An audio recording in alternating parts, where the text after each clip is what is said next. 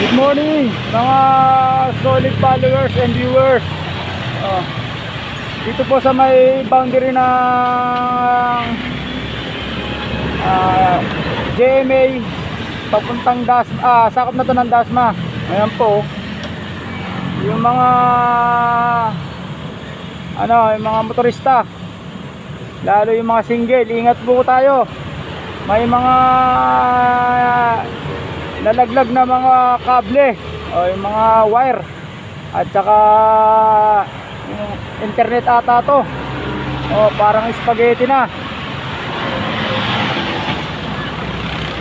Tatat at pasuyo po sa mga namumuno dito sa may sakop na to, dito sa may tabi ng Bloomin Resort. Bloomin Resort yung nakita katabi niya, tapat niya, ayan, Bloomin Resort. Bloomin Resort. At saka yung kabila ay Meds. Kaya sa Med Resort. Gitnaan niya lang tong na to, kawad ng kuryente, mga kable. Baka makasabit ng leeg o makadisgrasya.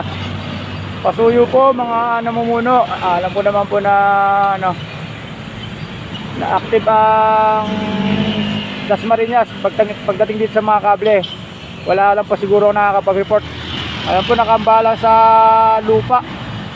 Baka may ground to na kuryente, tatapakan ng mga bata o makadisgrasya.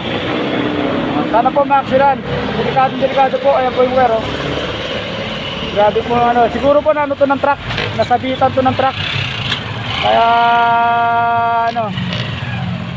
kaya naglaglagan. Tabi siya ng Phoenix, sa may Phoenix mismo yung gasoline station. Ayan, Phoenix, dito sa may boundary ng GMA at Dasmariñas, sa may tulay ng malapit sa Bloomin, tabi ng Bloomin at Meds Resort, pinagigitnaan. Nakakatakot, sobrang lalaki ng mga kable. Ayan, kinonsern ko lang baka makasabit ng lead, kasi karamihan ng mga karamihan nakakasabit yung mga motor na medyo hindi awareness sa kalsada. Harinawa po matugunan at may mga